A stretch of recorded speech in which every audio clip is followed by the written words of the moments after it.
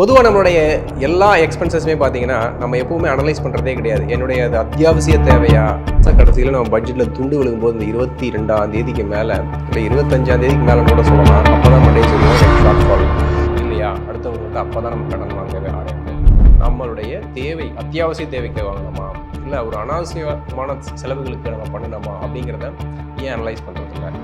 10 நாளைக்கு முன்னாடி நான் செலவு பண்ண ஒரு எக்ஸ்பென்சஸை என்னால் எதுக்காக செலவு பண்ணேன்னு ட்ராக் பண்ண முடியல அப்படின்னா, 3 மாதத்துக்கு முன்னாடி என்னுடைய கிரெடிட் கார்ட்லேருந்து நான் ஸ்வைப் பண்ணியிருக்க ஒரு பேமெண்ட்டை நான் ஒரு வேலிடான எக்ஸ்பென்சஸுக்கு தான் செலவு பண்ணணும்னா அப்படிங்கிறது இந்த பர்டிகுலர் செலவு இப்போதைக்கு எனக்கு இது தேவையா தேவையில்லையா?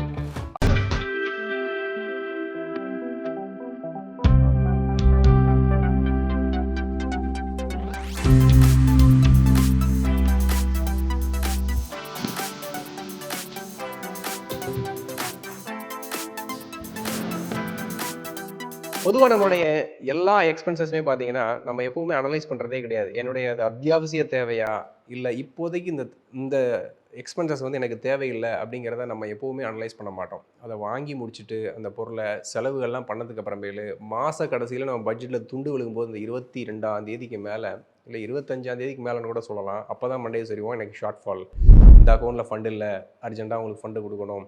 அப்போ நான் இருக்கிற மற்ற அக்கௌண்ட்லேருந்து இருக்கிற எல்லா மினிமல் அமௌண்ட்டை ஃபுல்லாத்தையும் நம்ம என்ன பண்ணுவோம், ஒரு ட்ரான்ஸ்ஃபர் பண்ணி ஒரு அக்கௌண்ட்டு கொண்டு வந்து எகெயின் நம்ம ட்ரான்ஸ்ஃபர் பண்ணுவோம் இல்லையா, அடுத்தவங்கள்ட்ட அப்போ தான் நம்ம கடன் வாங்கவே ஆரம்பிப்போம். ஏன் அந்த மாதம் 1ஆம் தேதியிலேருந்து அந்த தேதி வரைக்கும் நம்ம வாங்கின எல்லா பொருட்களையுமே நம்மளுடைய தேவை அத்தியாவசிய தேவைக்கு வாங்கினோமா இல்லை ஒரு அனாவசியமான செலவுகளுக்கு நம்ம பண்ணணுமா அப்படிங்கிறத ஏன் அனலைஸ் பண்ணுறதில்ல? ஒரே ஒரு முறையாவது நம்மளுடைய எக்ஸ்பென்சஸ் அப்படிங்கிறத ஒரு ஸ்டேட்மெண்ட் எடுத்து ஆஃப்டர் இப்போ எல்லாம் நம்மளுடைய ஆன்லைன் பேமெண்ட் சிஸ்டம் வந்ததுக்கு அப்புறமேலே எதுக்கு எடுத்தாலும் நம்ம ஒரு கியூஆர் கோட் ஸ்கேன் பண்ணுறோம், ஒரு எக்ஸ்பென்சஸ் பண்ணி முடிச்சிடுறோம். என்னைக்கு நம்ம ஒரு எக்ஸ்பென்ஸ் பண்ணும்போது இந்த கியூஆர் கோட் ஸ்கேன் பண்ணி இன்சஃபிஷியன்ட் ஃபண்டுன்னு வரும்போது தான் நம்மளுடைய அந்த பேங்க் அக்கௌண்ட்டுக்கு உள்ளே போயிட்டு நம்ம எவ்வளோ ஃபண்டு இருக்குதுன்னு பார்க்குறோம். ஏன் அந்த மாதிரி ஒரு சூழ்நிலை வருது அப்படின்னா, நம்மளுடைய எக்ஸ்பெண்டிச்சரை நம்ம ப்ராப்பராக ட்ராக்கிங் பண்ணுறது இல்லை அப்படிங்கிறதுனால. ஈவன் இப்போவும் சொல்கிறேன் நான், உங்களுடைய லாஸ்ட் மந்த்து உங்களுடைய any one of the savings account ஃப்ரீக்வெண்ட்டாக நீங்கள் எது உங்களுடைய யூபிஐ டிரான்சாக்ஷன்ஸில் வச்சுருக்கீங்களோ அந்த ஒரு பேங்க் அக்கௌண்ட்டுடைய ஸ்டேட்மெண்ட் எடுங்க. உங்களால் அட்லீஸ்ட் அந்த எக்ஸ்பென்சஸை ரீகலெக்ட் பண்ண முடியுதான்னு பாருங்கள். ரீகலெக்ட் கூட பண்ண முடியாது. ஏன்னா நிறைய நேரத்தில் நம்ம எக்ஸ்பென்சஸ்க்கு நரேஷனே போடுறதில்ல. இந்த பர்டிகுலர் 3000 ரூபாய் செலவு பண்ணியிருக்கேன், என்ன பர்பஸ்க்கு நான் செலவு பண்ணியிருக்கேன் அப்படிங்கிறதே தெரியாது. உங்களுடைய ஸ்டேட்மெண்ட்டில் அதனுடைய பேமெண்ட் கலெக்ட் பண்ணவருடைய நேம் மட்டும்தான் இருக்குமே ஒழிய, நான் அந்த செலவை எதுக்காக பண்ணேன் அப்படிங்கிறத ஐடென்டிஃபையே பண்ண முடியாது.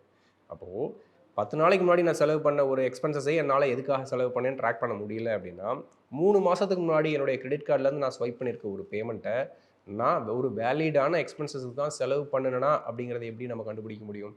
ஃபஸ்ட்டு நம்ம செலவுகளை கண்ட்ரோல் பண்ணணும் அப்படின்னா, ஒவ்வொரு செலவினங்களையுமேவும் அந்த கார்டை ஸ்வைப் பண்ணுறதுக்கு முன்னாடி இல்லை என்னுடைய யூபிஐ மூலமாக நான் பேமெண்ட் பண்ணுறதுக்கு முன்னாடி இந்த பர்டிகுலர் செலவு இப்போதைக்கு எனக்கு இது தேவையா தேவையில்லையா, அத்தியாவசியமானதா இல்லை அனாவசியமானதா, இல்லை இன்னைக்கு தேவையில்லை அடுத்த வாரம் பார்த்துக்கலாம் அப்படின்னு உங்களால் தள்ளி போட முடியும் அப்படின்னா, ஒவ்வொரு செலவுகளையுமே நம்ம வேலிடேட் பண்ணி தள்ளி போட்டுட்டோம் அப்படின்னாலே உங்களுடைய அன்னெசரி எக்ஸ்பென்சஸ் எல்லாத்தையுமே கண்ட்ரோல் பண்ண முடியும்.